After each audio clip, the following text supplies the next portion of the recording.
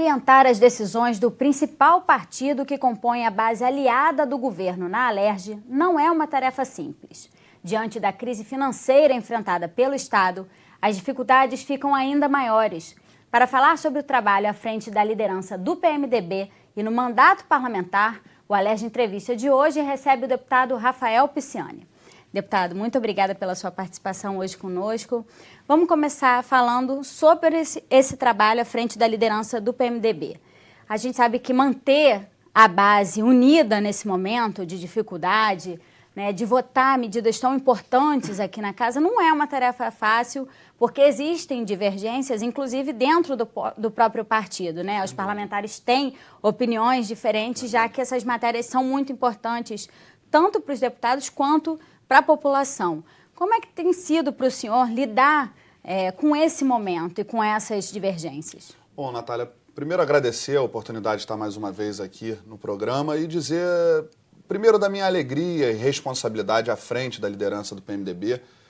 Falo dessa responsabilidade porque a minha vida política inteira esteve atrelada ao PMDB, o meu partido, o partido que eu presidi desde a juventude, até outras funções, e hoje, no meu segundo mandato, ter a oportunidade de ser escolhido pelos meus pares para essa função, que é uma função de realmente tentar criar os consensos, provocar o debate interno, trazer as informações que a bancada necessita para manifestar as suas posições e, com isso, construir os consensos necessários. É evidente que a unidade, o parlamento, ele é democrático, e o nosso partido também, é sempre uma tarefa complexa, sobretudo diante de temas mais polêmicos, onde a participação popular interfere, e muitas das vezes os deputados necessitam de um pouco mais de debate para construir essas convicções. Eu acredito que nós temos tido sucesso na bancada do PMDB, porque um deputado colabora com o outro,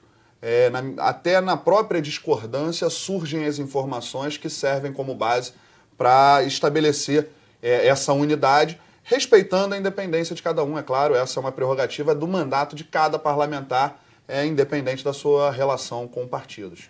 E o senhor falou sobre essa necessidade de mais tempo, às vezes, para amadurecer, né, as opiniões, as convicções mesmo de cada parlamentar.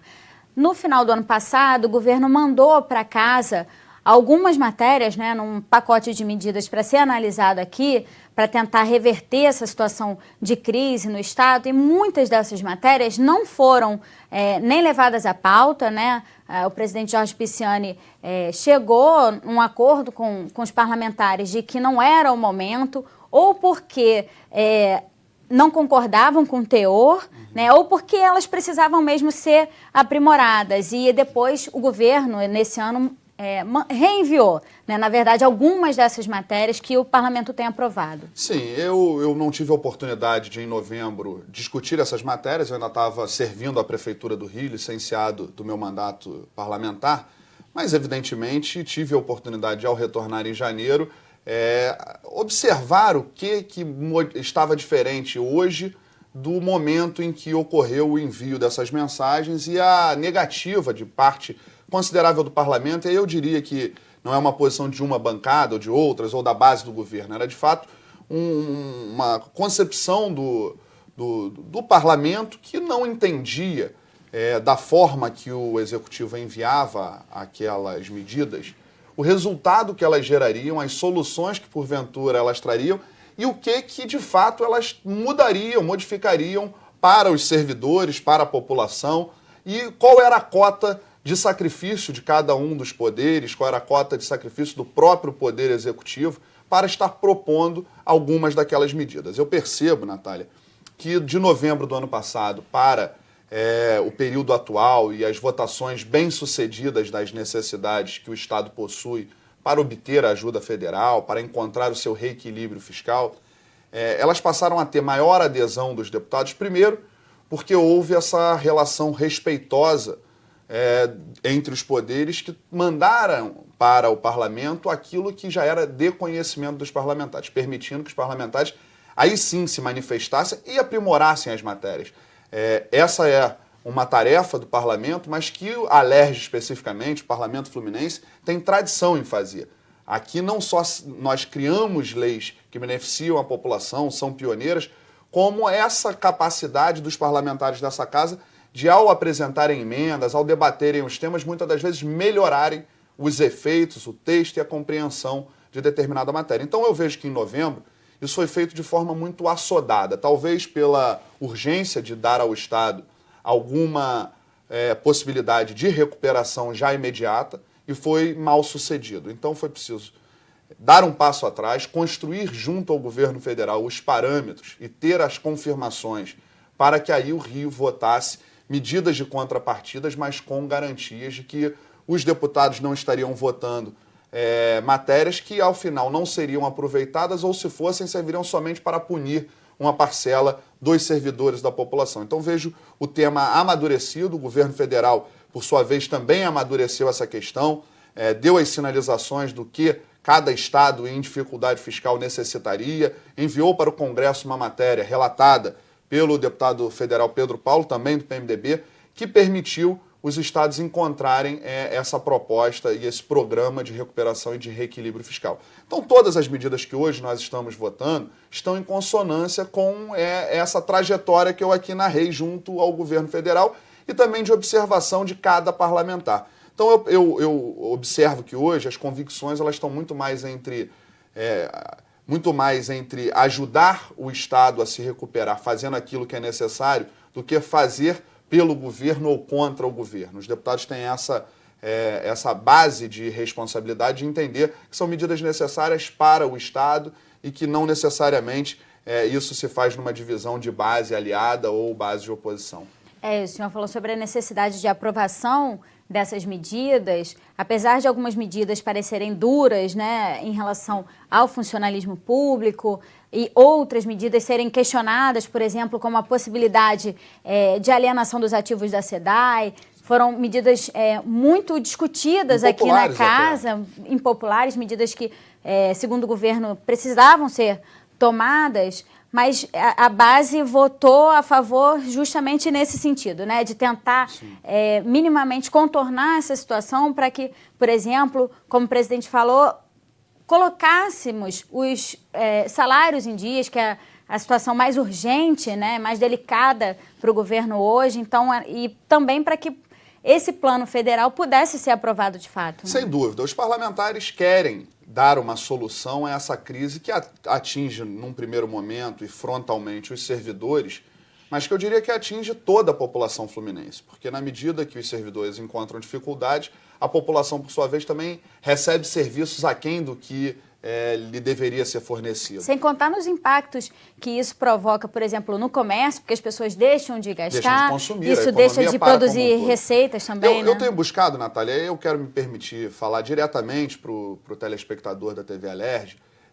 Eu tenho usado uma definição muito simples, fugindo da explicação técnica, das ponderações e argumentações técnicas, indo para o debate prático.